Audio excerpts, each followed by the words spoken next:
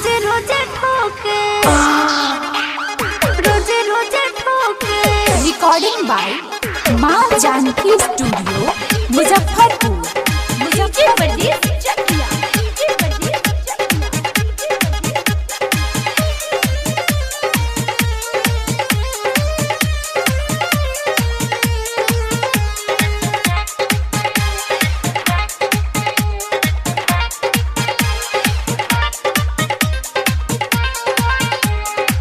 जन्म बदल गइलो ससुराल चल गइलो हमरा न देखे अब देवेलू ओहो के। अब न याद अब तो हर पल मुआ रोजे रोजे ठोके।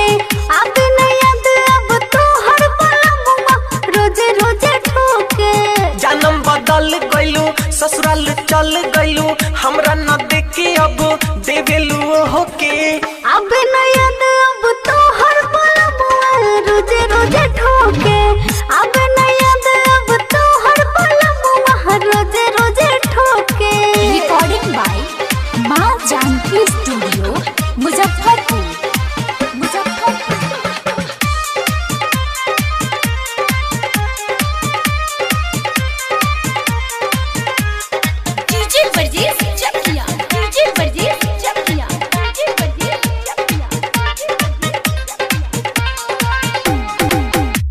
के प्यार पियावा के रोइलू हमर जियावा के रोइलू हमर जियावा के।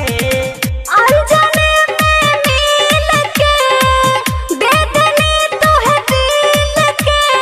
अब ना ऐसन होई उनको दिलवा रोई।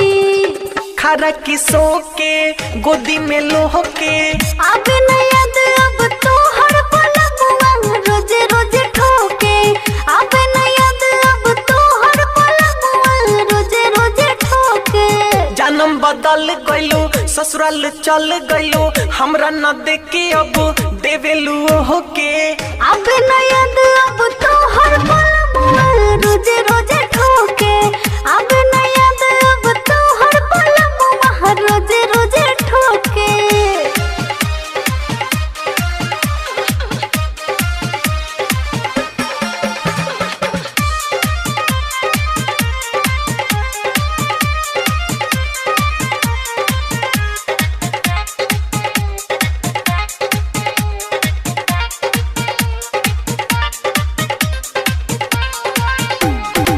लागे सोना वो गली हो जहाँ रोज मिलत रली हो जहाँ रोज मिलत रली हो। भूल भइल जवानी में माजा दूसर कहानी में ले ले साथ फेरा अब न होई सवेरा।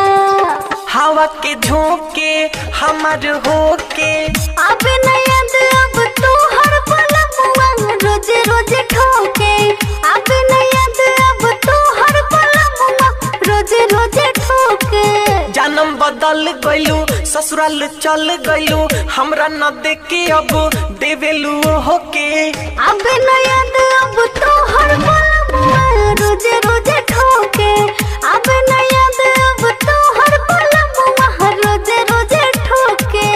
रिकॉर्डिंग बाय माँ जानकी स्टूडियो मुजफ्फरपुर।